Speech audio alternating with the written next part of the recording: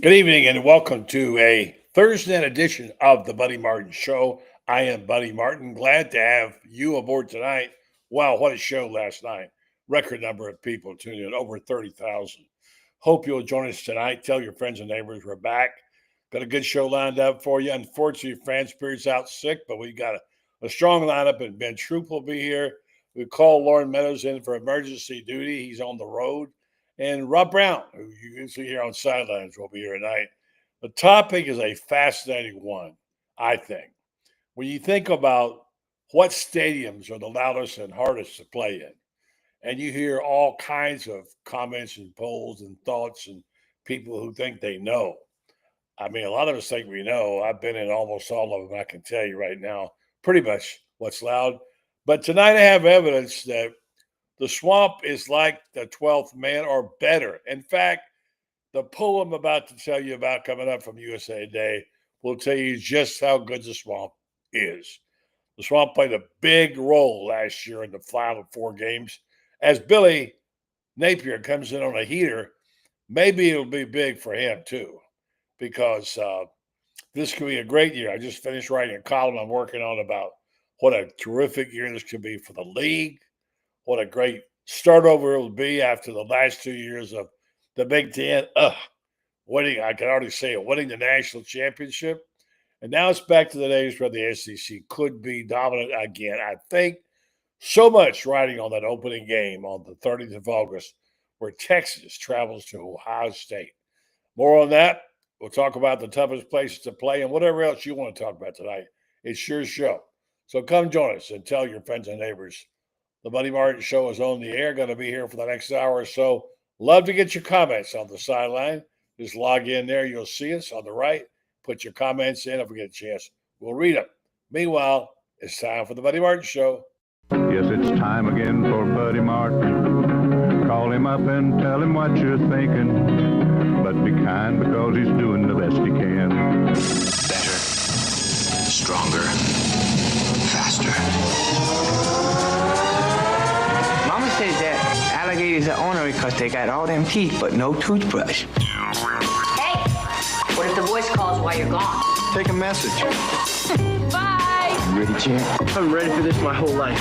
I'm incapable of small talk. But that's why you love me, right? Kind of intimidating to be in the presence of so many great athletes.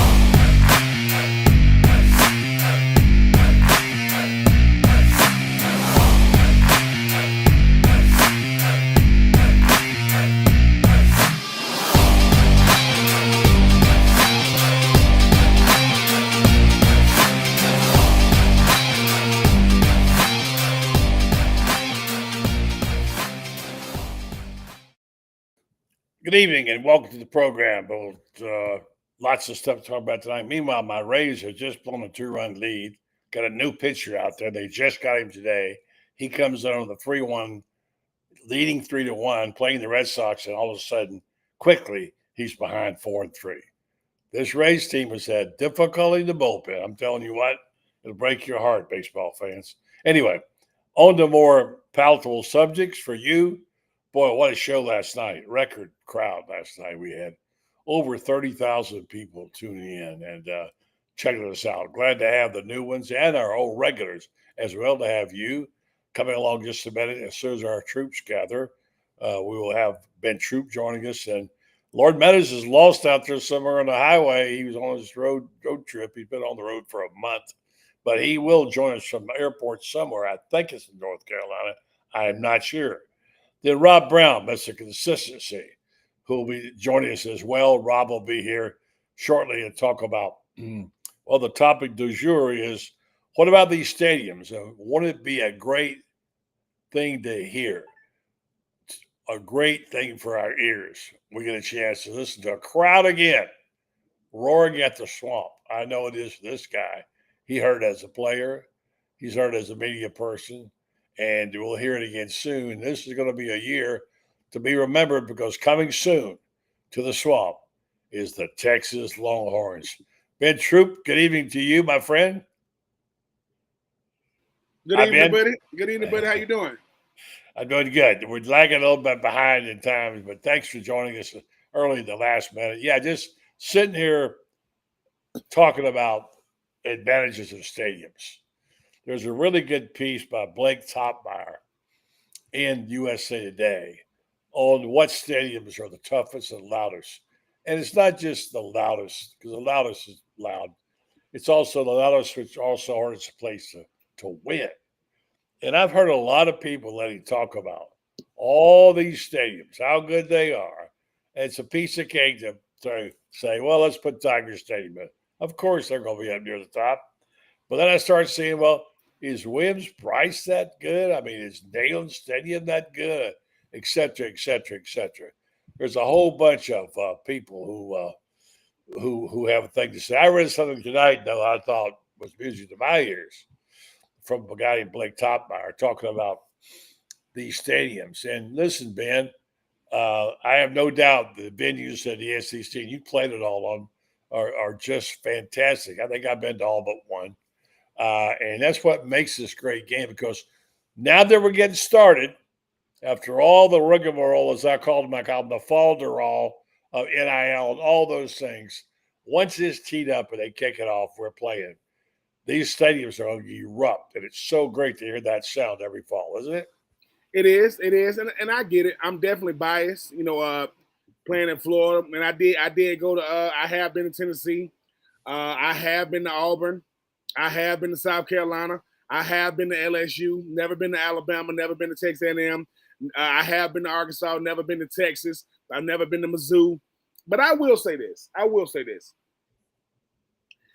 Is LSU loud when they're good? It's very loud. Is Tennessee loud when they're good? It's very loud. Mm-hmm. Is South Carolina loud when they're good? It's very loud. What do all those Auburn loud? Yes. What do all those teams have in common when we play them? Winning. Winning. And here's the thing, buddy. Here's the thing, though. I put up something on X talking about how, no greater environment in college football than Florida. And obviously people are going to talk about the teams that came in there and won. I get it. They're going to talk about Miami winning last year and Texas A&M winning last year and, different things of that nature, right? Ask LSU how hard it is to win in Florida. Mm-hmm. Ask Ole Miss how hard it is to win in Florida. Mm-hmm. Ask Florida State how hard it is to win in Florida. And I think the thing about it is, buddy, it is a correlation. Now, I'm not tripping. It is a correlation to your team being successful and the crowd feeling as though their impact is being felt. I get that part. I get that part. But buddy, last time I checked, right? It's two Death Valleys. One's in Clemson, one's in LSU, right? It's two of them. Okay. Tennessee got 100,000 plus, and I ain't taking nothing away from them. It's been a long time since Auburn had something to feel good about. Never played at Georgia, so I don't know about playing between the hedges. I've been at South Carolina when they did a whiteout one year when we went up there. They did a blackout one year when we went up there. Mm-hmm. Florida is different for so many reasons. And here's the thing. When Florida is rocking, it's just a different atmosphere. You can ask opposing players. You can ask former coaches. You can ask I'm like you, buddy. Yes, Florida is this only happened one time. I've been in Florida when we did the wave one time, and we really did it. They was doing it around the stadium, and it was the craziest thing I've ever seen. I mean, you don't make people like Mr. Two Bits, may he rest in paradise. It's like so many traditions at Florida, and I think a DJ Lagway, Eugene Wilson, Dallas Wilson, Vernell Brown III, and Jaden Ball know what it's like when he had his 5 touchdown game against Kentucky. And I think that when you think about Tyreek Sapp and those guys, they saying, dude, if we do our part, it's gonna be hard to beat us. And I think you said it though. Arch Manning, the nephew of Eli and Peyton, the grandson of Archie, is going to be in the swamp. Texas is gonna be in the swamp. That is going to be must. That is going to be standing room only. That's going to be must-see TV, and I can't wait. I really I can't wait. And I think that Tennessee gonna get back against them, right? They coming to the swamp. This year got to go to LSU. Got to go to Kentucky. Got to go to Texas A&M. But I think, buddy, you've been around a lot of games with Florida. I've obviously experienced a lot of games with Florida. And like I said, it's hard to compare anything to Florida. I talk, talking to guys that have transferred in on 84 Reasons, talking about, being at Penn State or, being at Wisconsin and these different places that they can't, Louisville, with Greg, Bernard and those guys was here, and they all say the same thing. They say, dude, you cannot exaggerate the swamp. Like, you can't even exaggerate it. When we are, I'm not saying we got to be the number one in the country, but this is when the swamp was at its best, and this ain't even with a coach that had like Jim McElwain. It's Saturday night. We wearing our orange and we playing Ole Miss. Ole Miss ranked number one in the country, and we beat the brakes off of them. That atmosphere was so crazy to where I wanted for those players though, buddy, because I think the full Florida experience is when everything's clicking: coaching, play calling, players. The stadium, the fans, because I was there when Florida played Miami back in 2020. It was Dan Mullen's first game as a head coach in 2020 or 2019, one of those in Orlando. And it was a guy named Cody Queen. He's a former Marine. We all working for ESPN Radio, and he had never really felt what it's like. And he's walking on the field and he says, Ben, can you feel that? I'm like, yeah, like that's what it's like. And we're just we just watching the game. So I am looking forward to getting Florida back rocking, because I know Texas A&M got the 12th man. I know Tennessee got 100K. I know Georgia. I know Georgia think they're are reminded that it is against TSA security regulations. Sorry, hold on a second. Hold on. That's all right. I'll turn him down. I'll turn him down. That's all right. Hey, Lauren trying to catch flights. No, we'll get it back. I remember this. The loudest the two loudest times I've ever experienced in the swamp. No, three. My freshman year, we played South Carolina at home. They blocked 2 kicks, and they up like 21-3. And before halftime, they kicked the ball off to Lito Shepard, and he ran it back. He ran back the punt. That was number one. Number two, my junior year, we about to lose by a field goal to Auburn 2 years in a row, because if you remember, we lost by a field goal in 2001. Guys, we were ranked number one in the country. We blocked the field goal, went on to overtime, and Taylor Jacobs caught the game winner. We stopped Jason Campbell on 3rd down or 4th down in overtime. The loudest I've ever heard the swamp, ever. My senior year, we playing Florida State. Yep. Gus Scott runs. He grabs Chris Ricks. He knocks the ball out. Keywan Ratliff picked it up and ran it in for like 70 yards for a scoop and score. My nephew Josh, who is literally a freshman in college right now, my mom said it was so loud that I don't know how he a little baby. He probably won. He fell asleep. No, I'm sorry. It wasn't him. I'm sorry. His older brother, Christian. I apologize. My nephew, Christian, his older brother, she said it was so loud that he had the earphones on and he was laying on her lap and his whole body was shaking. His whole body was just like, and my mom said, but listen, my mom said that was probably the greatest massage he's ever got for free. Because he's getting it from her. So to me, I just want them, I want the wins. I want the win, but I do want them to experience that, no doubt. I got you. Let's see if we can get this guy back in again. He's going to a great deal of trouble. I think he can hear us now, right, Lauren? Yes, sir. I can hear you. Oh, we got you good. I want to get this. I want to get this premise in right now while I got you guys, because I don't want to lose you. I'm reading this story by Blake Topmeyer about the loudest stadiums, the hardest places to play because of the noise. Now, I think we're in a place where we have to be careful about letting mythology take over the facts, okay? That the mythology sometimes can sort of overrule you. There's a myth that the 12th man in Texas A&M makes Kyle Field the loudest stadium in the SEC. It's not. No. It's not. And in this poll taken by a guy who's neutral, I'll give you what he says. I'll tell you what he says in this thing. So if you're ranking the stadiums based on what you know and being there, it's nothing to do with who you follow, what your team is. Just basically how loud, how tough it's to play. Well, everybody's going to give it to LSU, right? I mean, they're pretty just because that's what LSU is supposed to be, the loudest place ever, right? But and you go from there, you say, well, they got all those people in Kyle Field, and they're really loud in Tennessee because they get 100,000 fans there. And then off you go, and you forget about some of the intricacies and nuances of this. Take the stadium itself, why it's so loud there at the Swamp, the way it's built, the way it's in a bowl, the fans are on top of you. You add in the hostilities like the humidity, etc., and that's why it's called the Swamp.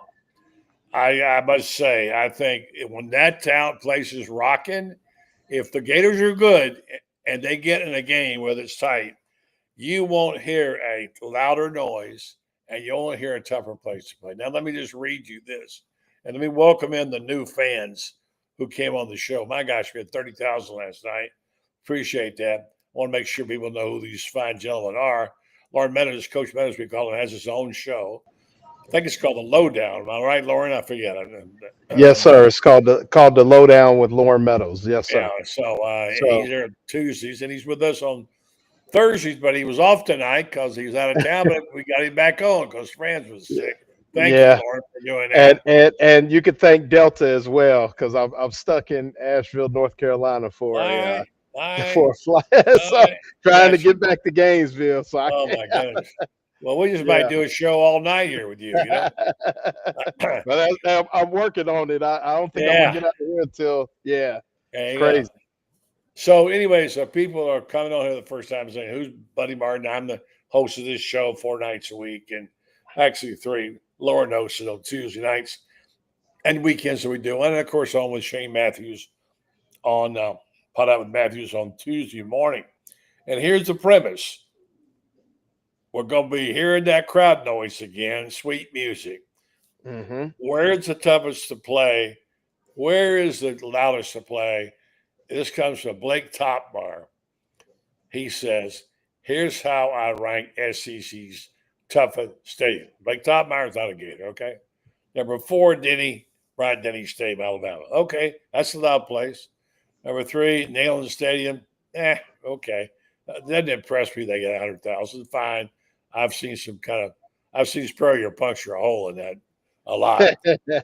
Number 2 is Tiger Stadium, LSU, which most people have number 1, and he's got number 1, Ben Hill Griffin Stadium. All right. He says this: combined Gator Chomps with a den of noise and Gainesville's humidity, and Steve Spurrier aptly said, only Gators get out alive from the Swamp. Florida's fans belt out Tom Petty's "I Won't Back Down." I'm glad they put that in there before the fourth quarter to create one of the college football's most memorable scenes. Florida boasts a .714 home winning percentage against SEC opponents the last 10 years compared to a .48 on the road. That's the definition of home field advantage. Well done, Blake Topmar, I think, don't you, Lauren? Yeah, he hit it right on the nose. I mean, obviously we're a little biased, and I would put, the Swamp, just the atmosphere, the heat, the humidity, just what that means on a hot game, 3:30, game, or even a hot night, 7 o'clock start, the fans right up on you. And I mean, I've seen it we saw it. I think it was the Auburn game in 2019. We've seen it, even last year with Nussmeier and Jackson Dart coming in there different times of the day. I mean, it just, you can go on and on. There's a ton of memorable games, but yeah, I mean, the Swamp, just the atmosphere, once you get up in there, just the ground swell, it's almost like it's kind of docile in a lot of ways outside. But then when the students and everybody come, I mean, once they get in there, man, and then the other thing is, it's even loud, like because of the way that it's made, and it's kind of cavernous. That's the point. in those area, in those, but even in those, and Buddy, you've been in there, those, like, I guess you call them breezeways or hallways. When you get those folks in there, man, it's crazy. And I've been to a lot of stadiums, not just in the SEC, but that just in those hallways and where the concessions are, that groundswell, and then once everybody comes down into the swamp, it's loud. I mean, I got to give it. I mean, obviously, a lot of places have an argument. I don't think Kyle Field has an argument at all. Kneeling is numbers based. It's it's not really. They're waiting on every time they play Florida. They're waiting on the bottom to drop out. So they're just like angst the whole time. But Florida fans get after it, man. And like you said, you got the Gator Chomp. And just the fans right there up on you, it's just, and that sun wearing the visitor side out. It's just a different atmosphere. It's crazy. Yeah, Ben, I'm looking at this list. I think a sleeper place. I mean, Williams Brice can be loud. I've been on nights when they were winning when Spurrier was there. I'll tell you a sleeper. One place is really loud, and Rob Brownstone, he'll be able to join us. Jordan Hare Stadium is really loud. I mean, when Zook was the head coach at Florida, he went up there and got beat. Now, Auburn got fined for piping in loud noise from the outside, playing music, whatever. They got fined, but it was still one of the loudest places I've ever been around. And here's what's funny. Here's what's really weird. All the great things about Texas and bigger and better than everything else. And we know they've been sort of ordained this year to win it all. If they can beat Ohio State in that first game. That's 11 a.m. game, by the way. On Please listen to this important announcement. And then we don't want to hear your announcement, so we'll turn that down. But anyway, the point being that that number 10 on this list, believe it or not, is Darrell K. Rowell Stadium. It's that low. Really surprised at that, aren't you guys? Yeah, but I mean, I think the thing is when you start talking about stadiums, right? A lot of stadiums are dependent upon how the team is doing. Florida is, but it isn't. Like, it is because you want to be playing well, but I mean, I've been to South Carolina. Listen, South Carolina could be crazy now. It could, but it's crazy. I don't like to judge how loud a stadium can be when they play in Florida, though, because Florida's going to bring a different atmosphere with it, even if it's on the road. And I now Tennessee is loud, but it's crazy to see that many people. Like, people go, can you tell the difference between 85,000 and 100? Yeah, it's different. It's a different. But let's Georgia's loud. We give it to them. Right? Alabama's loud. We give it to them. You know what's loud that people don't know? It's Arkansas. Now, Arkansas is loud. I went up there, and the thing about it is, Arkansas, real similar to Mississippi State. Listen, man, they got a sale on cowbells now, and they got a sale on them. And I'm telling you, and I'm talking about the heyday Arkansas. Sean Andrews. Those guys, Cedric Cobb, Batman Carroll, the best Arkansas team. Nothing against Darren McFadden and those guys, Felix Jones. But this ain't Wildcat Arkansas. This Matt Jones at quarterback. Sean. So, and they came back. They was coming back against us. So I do think that. I think LSU is like an easy pick, but I'm going to keep saying this. I'm never going to give your stadium that much love when the name of your stadium is the same stadium as Clemson. Y'all just both Death Valleys. Who's the real Death Valley?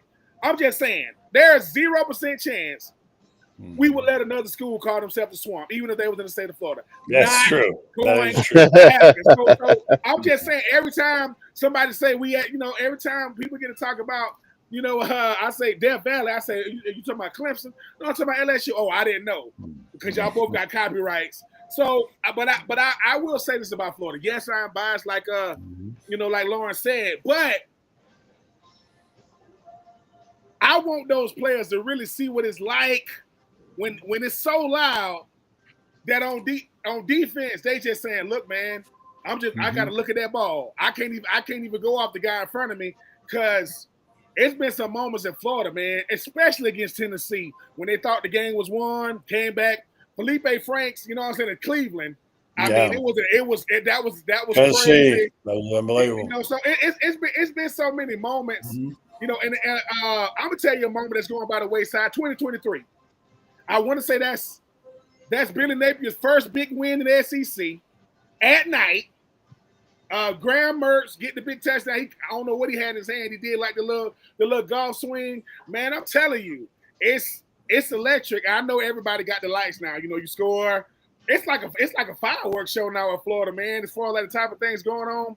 But I like when people who are not affiliated with Florida, who are unbiased, they just going off the winning percentage. They going off the pageantry. They going off the tradition, and people don't got to like it because everybody else can say, "Oh, the 12th man." I thought the 12th man was in Seattle. I'm just telling you all these different things. I know. Yeah, I know. I'm just saying. Just saying. I got you. Now I'm gonna bring Lauren back in here, and I'm gonna do the commercial from Meldon Law, and Rob's sitting by there waiting. I'm sure he's got a few things. He's been to a lot of stadiums. He knows, and I'm going to say to you, you guys, if it's not Florida, where is the toughest place to play? And Ben, you played in them, you've known, and I'll say something. Lauren, you came from Ohio. You went to Ohio State, all those stadiums up there. You got some perspective. Share that with us after I tell folks, the good folks, about our fine sponsor, Meldon Law. They do some good work down here if you're listening out of the state, which many of you are tonight, all 4,000 of you. I know this will be new to you, but we got a company here called Meldon Law, and they do everything, and they are great Gator fans. They also are good lawyers. They've been a title sponsor of our show for a long, long time, and we do appreciate what they do.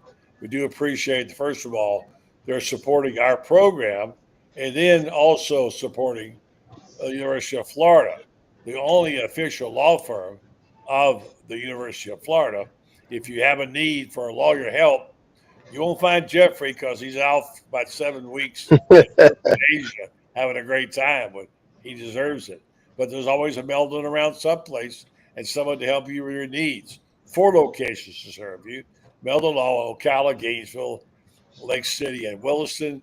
They have a reputation. They won't back down. They mean it. They won't back down. This guy won't back down either. He's like that little chihuahua nipping at your heels the whole time. He won't let go. He does a great job on his show every morning. Rob Brown, Sidelines. Good evening to you, partner.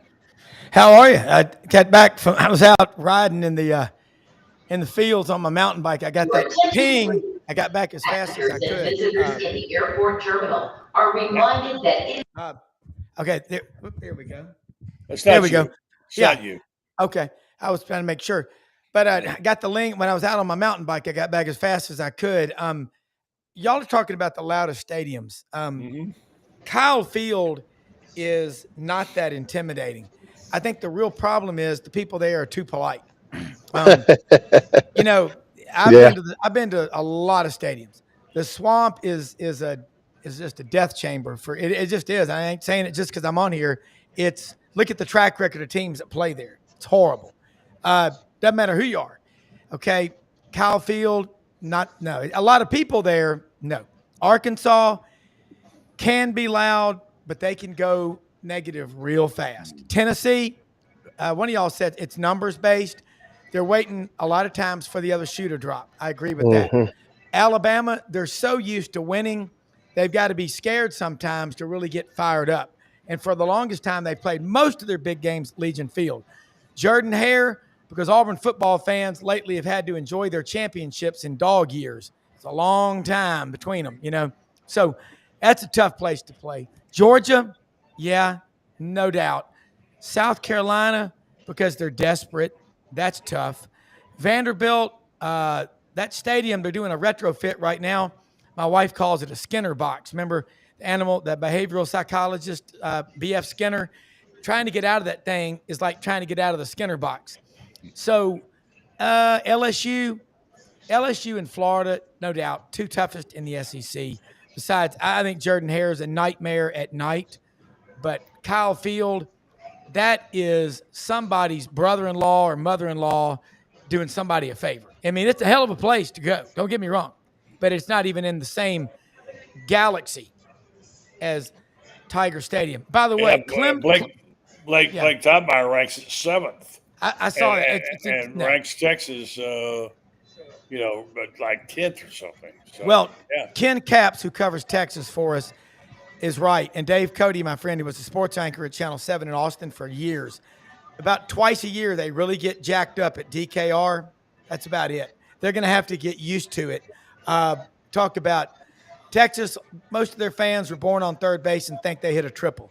You like fan bases that are hungry and desperate and they'll get after your ass for the full 60. That's Clemson, by the way, was Death Valley in 1939. LSU didn't start using that name till 1959 when Billy Cannon returned that punt that if you haven't seen it, you obviously have been living underground in a cave. I listened to it live. Listen to it. It wasn't on TV. That's awesome. Yeah. I mean, but see, you still remember it. You were a little kid. Still one of the great moments in college football. Unbelievable. You got to remember how much of a rivalry LSU and Ole Miss were in those days. Yeah. Mm-hmm. Cannabis. Anyway, yes. Yeah, I know you have that going there and a lot of perspective, Rob. I appreciate it very much. You get down to at the end of the line, even Vaught Hemingway in this poll finishes really low, like 14th. Which the Grove was a nice, gentle place, but Topmeyer ranked it really low. And then Oklahoma, you think they'd be higher than 9th. So these places that are proven, like Tiger Stadium, Swamp, etc., they're just really unbelievable venues. And I'll tell you, if you're a college football fan, if you've not done it, it should be on your bucket list. And Rob, I know you have. Lauren, you experienced a lot of.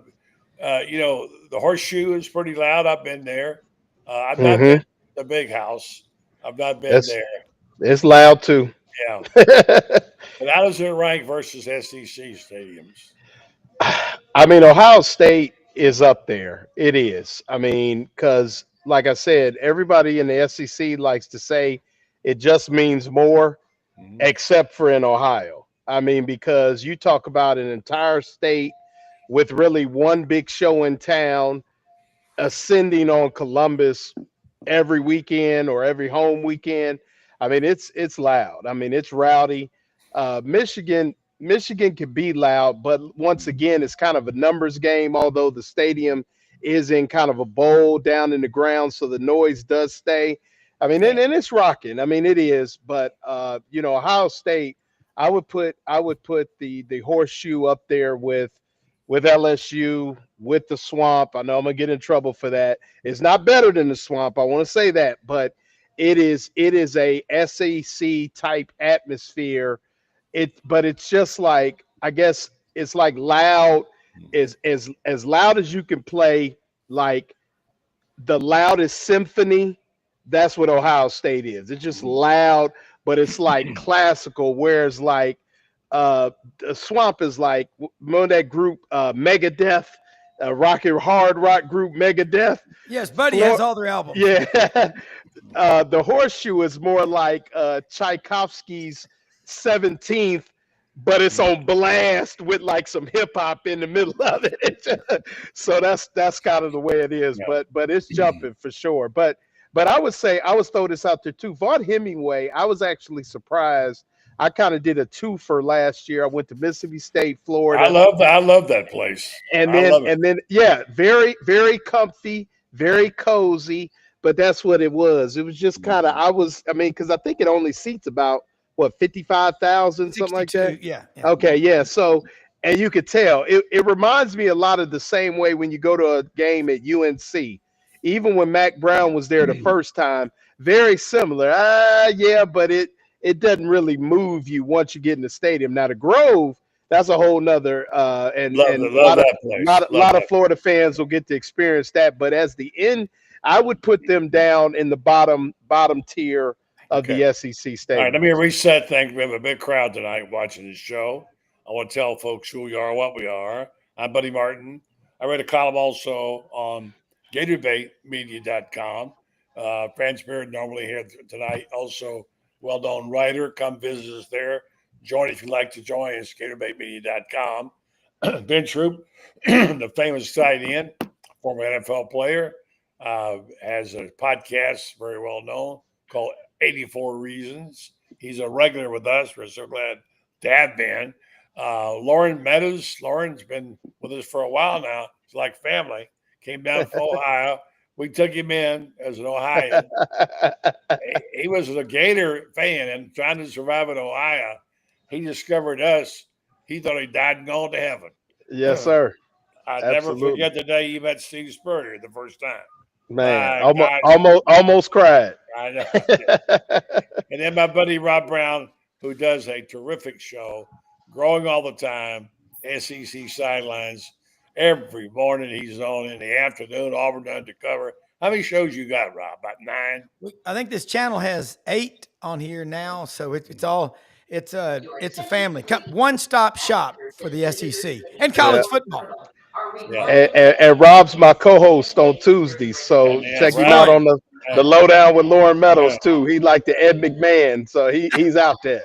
Well, that's not all. That's not all. That's not all. Coming up soon is going to be the Panhandle podcast with Buddy Martin and and Rob Brown, who is a frequent visitor to the Panhandle.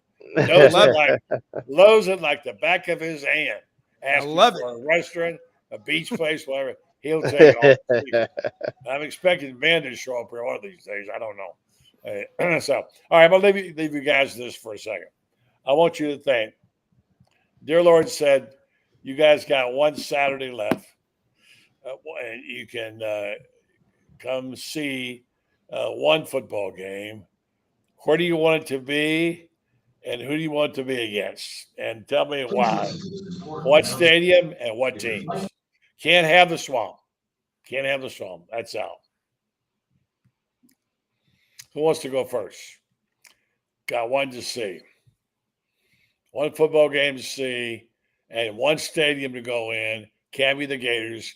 What teams and what particular, venue? Got one?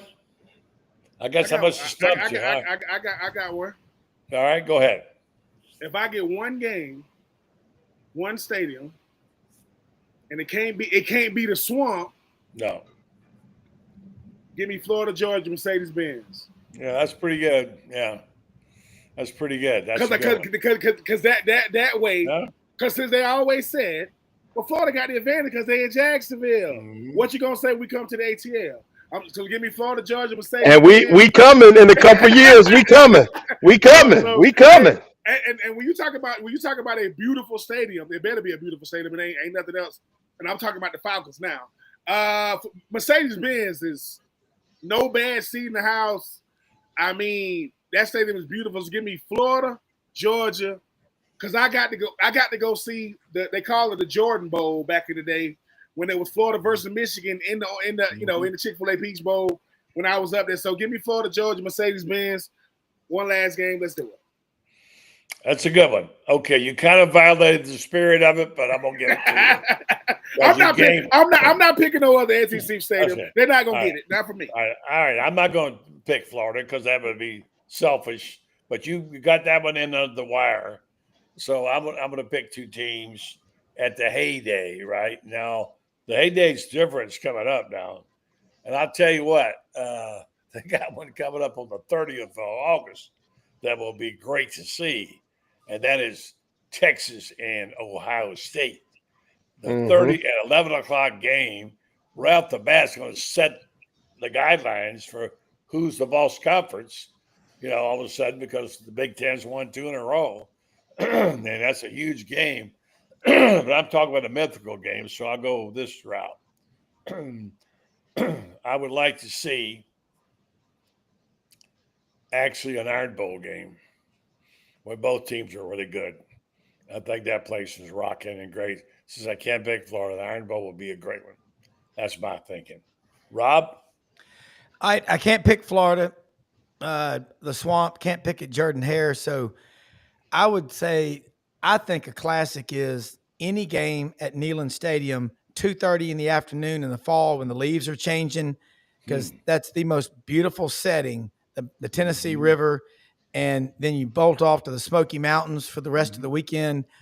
Get you a cabin up there, Pigeon Forge, somewhere in the Smokies. Hard to beat that because Halloween only comes October 31st. And if you're an Auburn fan, you can count on one hand the number of times in the last 50 years Auburn's won at the Swamp. So I'm glad we don't have to, I'm glad that I don't have to talk about that one. But I will say the Swamp is architecturally, it's a gem because it goes underground, but it's still an above ground stadium.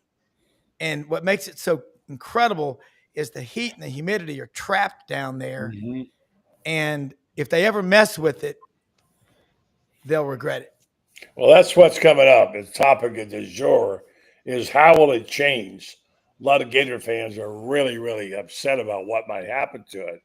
And, you know, they've been promised by Scott Strickland and everybody won't, the integrity of the stadium won't change.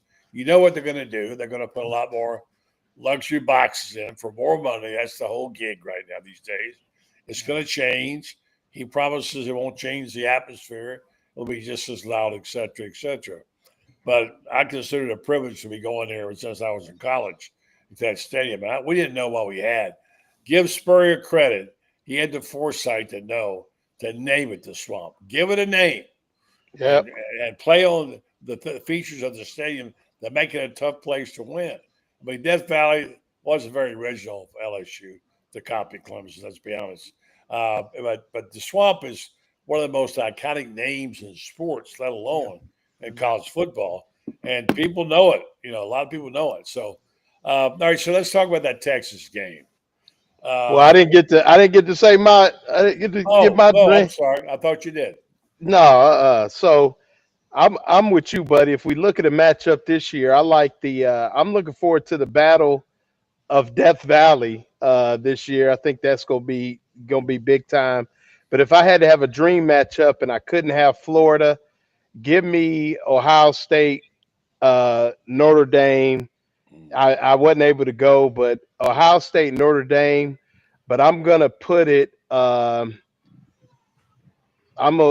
just go Ohio State, Notre Dame at the Horseshoe. You know, they've played, but I wasn't there to see it. So I would have liked to see, you know, both teams at, you know, they're kind of at their height again this year. Ohio State, Notre Dame at the Horseshoe. That would be if I can't pick Florida. If I had to pick Florida, I would love to see Florida in the Horseshoe against Ohio State. Okay. Well, you know, I said this a long time ago. It's not a popular statement with SEC fans.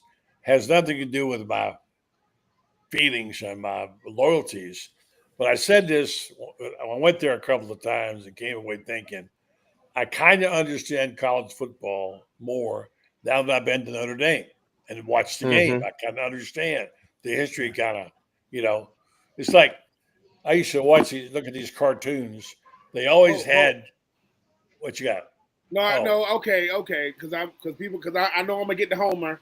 I was trying to avoid this, but to go back in the day, was it Catholics versus the convicts? Ain't Notre Dame playing Miami?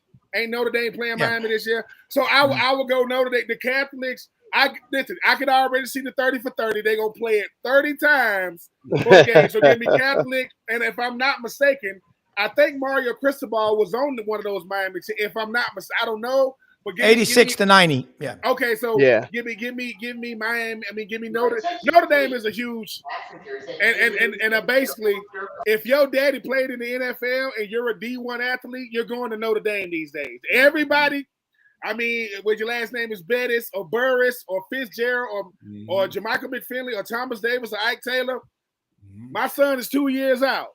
So if Marcus Freeman want to come holler at us, I'm just saying, not trying to, but give me Miami. Notre Dame, I think that's going to be a classic. I'll take that. Okay. I'm sorry, I didn't mean to leave you out. I guess I was trying to make a point about Notre Dame. And I was going back to the days of when I was a kid and read the comics. And I was seeing these people with these umbrellas that were turned upside down. I thought, what is that about? I've never heard of such a thing. I've never seen that happen. And then I moved to New York, and I lived there, and I saw umbrellas turned upside down in trash cans. Because that's what they did with the old umbrellas there. My point being, when I got to Notre Dame and got to South Bend and saw the stadium, I said, okay, I get it now. If you want to say to me, if a Martian came down here and said to you, Ben, what's college football? Lauren, what's college football? Rob, what's college football? I would say to them, go to South Bend to Notre Dame to a game in October when the trees are all over. See Touchdown Jesus, see this stadium. So much tradition there. And I'm a big tradition guy. Yeah. Yeah, no doubt. But Marcus, Go ahead. do you know Marcus Freeman, Lauren? Yes, I do. Known him since he was 15. So he was Yes, the leading coached against him, everything. Yeah. leading tackler against Florida in the 06 national championship game. One thing, I've got a lot of notes. I went to Christian Brothers High School in Memphis, founded in 1871 on Adams, the LaSallian brothers. Our uniforms, purple and gold helmets. I've never seen anything until you see a priest in mass leading off before the homily talking about the Notre Dame game from the day before. It's a big deal. Marcus Freeman reinstituted the game day mass at Notre Dame. He is the most beloved Notre Dame coach in a long time. He brought that back. He brought back the tradition of Notre Dame. And another tradition up there that's really big is, they get those big steel 55-gallon drums, the garbage cans, fill them up with old style beer and eat brats.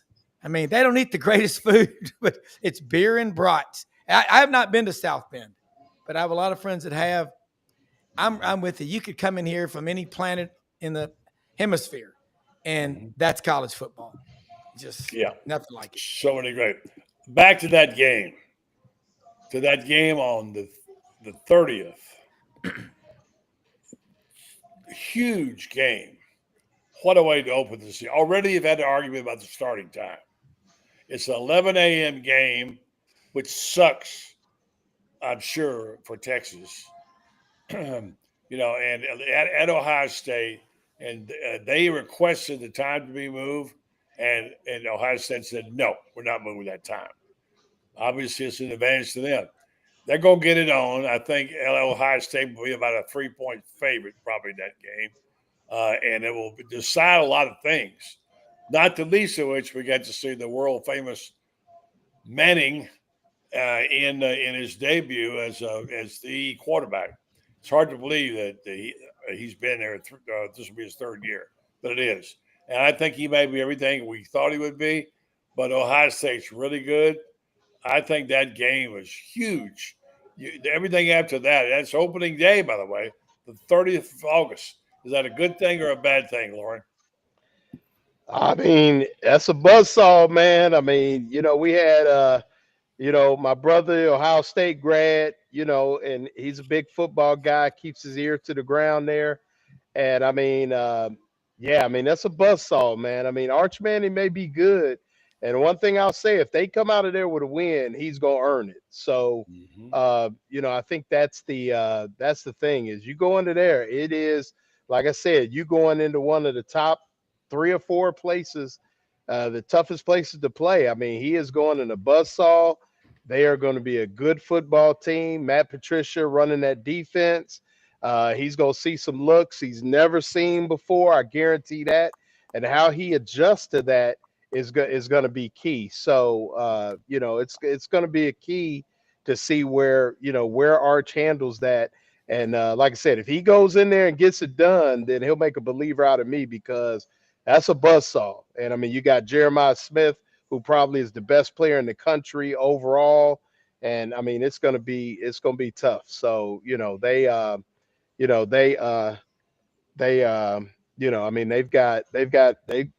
Texas got a good team, but they are going into a buzzsaw for sure.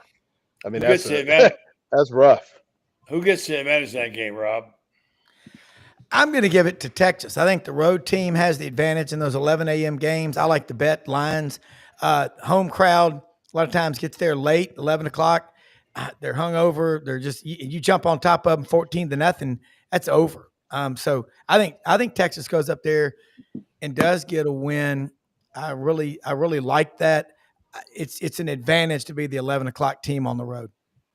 Did I read is that 11 or 12, buddy? Is 12 Eastern?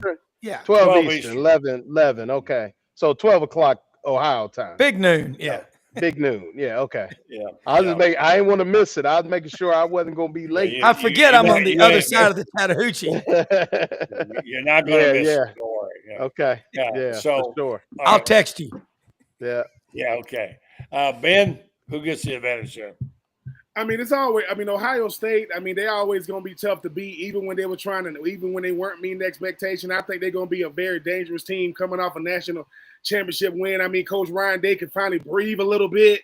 I mean, he still got to beat them guys from Ann Arbor, but I don't know if it's been a better. I mean, I always look at future star quarterbacks' debuts. When it was, if I'm not mistaken, Chris Leak's debut was LSU on the road. As a starter, I was there, had a front row seat. Johnny Manziel's debut was at home against Florida in 2012. That was his debut. Yeah. Arch Manning, I mean, I don't like the whole comparing him to Tebow stuff. I don't think that's fair to the young man. Paul Feinbaum can say whatever he wants to say, but he is a Manning, right? And he wanted his own legacy. He went to UT, just not the one his uncle went to. He went up there to Austin. Everybody will be watching, and I'm going to keep saying this. The best football players play on Sunday. The best variety of football, it's on Saturday. It ain't even close. Texas, Ohio State, that's week 1. I mean, so I do think, listen, Texas is never going to lack talent. Texas was building to play in the SEC even when they weren't in the SEC. They're going to have a good enough team. But sometimes your best might not be good enough. If it was at Texas, I would pick Texas. But Ohio State, the one thing Ohio State and the Michigans and the Penn States, every time they play SEC schools, they know they're going to get more viewership. Because everybody thinking, hey, man, did y'all win the last 2 years? Was it a fluke? Which it wasn't. But I give the advantage to Ohio State. I mean, Jeremiah Smith, I mean, the guy is just – if Jeremiah Smith is in the backfield, they're going to throw him the ball, Notre Dame. They're going to throw it to him. I mean, the whole world saw that. I think it's going to be a great game, but I do agree with what Lauren said and even Rob. Arch Manning goes up to the horseshoe and wins. He already the Heisman front runner. He does that. Oh man, I mean, but he gonna have a tough schedule after week 1. But yeah, I give the slight edge to Ohio State, but I do think it's gonna be a nail biter. All right, last question for the night for each person. You get about a minute and a half to say. When you look at the totality of Arch Manning, everything is there. He's like AI constructed the perfect quarterback. He's got everything he needs from the heritage. He's got the skills. He's got running ability. Everything about him. If you had to go over or under on betting, whether he's overrated or underrated or about right, it put your money down there. Ben, which way would you go? I do my best not to try to say the guys are overrated because I haven't seen enough of him. But is he overrated because of the last name? Yes. Do I think he can live up to it? Yeah. Because in the social media age of things, we know these players well before they get to these schools. We know about them. We know about them their sophomore year, And I will give Arch Manning this much credit, though. Most guys do not want to follow that type of legacy. They don't want no part of that. He plays quarterback like his grandfather, like both his uncles. Is he overrated? I wouldn't say he overrated, but can he live up to that Manning last name? Because if he can, man, we need to look out. Because hey, man, if he's a fast Peyton, that's very scary. That's a scary proposition if he's a fast, athletic Peyton Manning.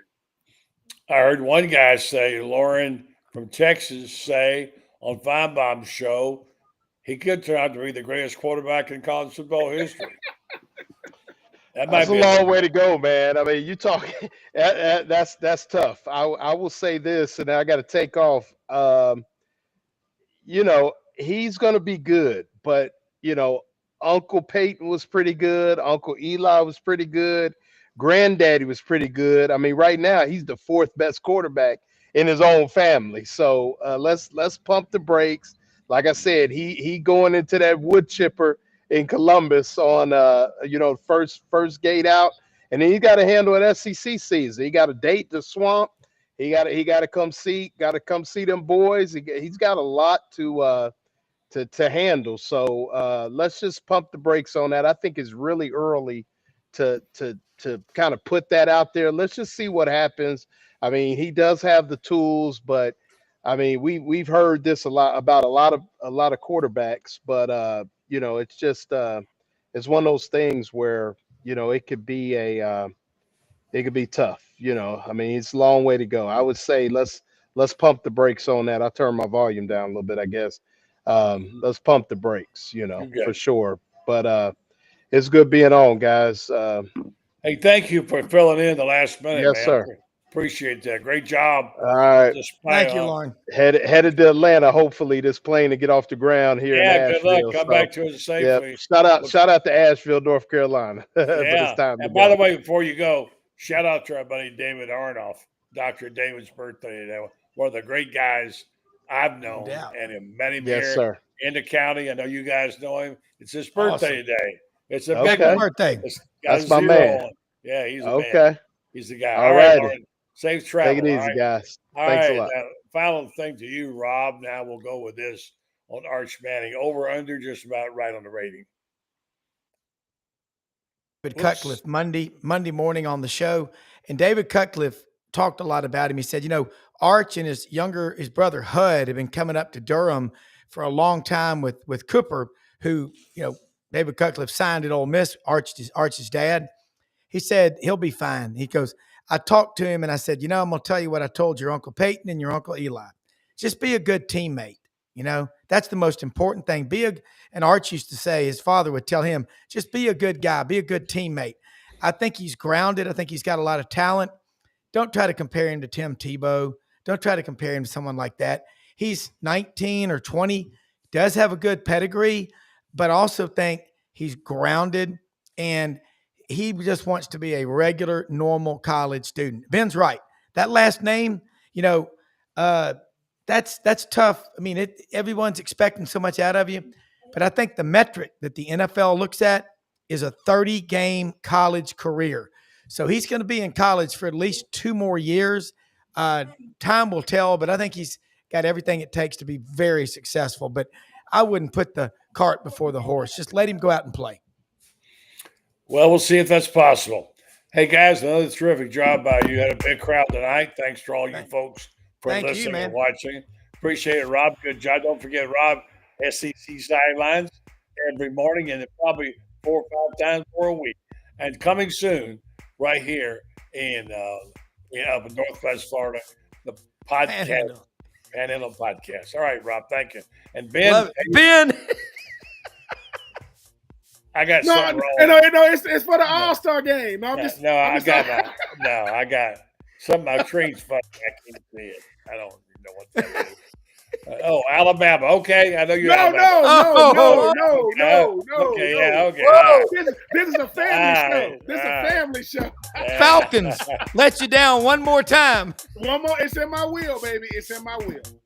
All right, guys. Good night. Let me give my little spot here to my friends at Titan MRI. Appreciate it. Titan MRI. Now Titan MRI and Imaging. They acquired Highfield MRI, Joe Colorio. Started Highfield in 1997. Now he's back.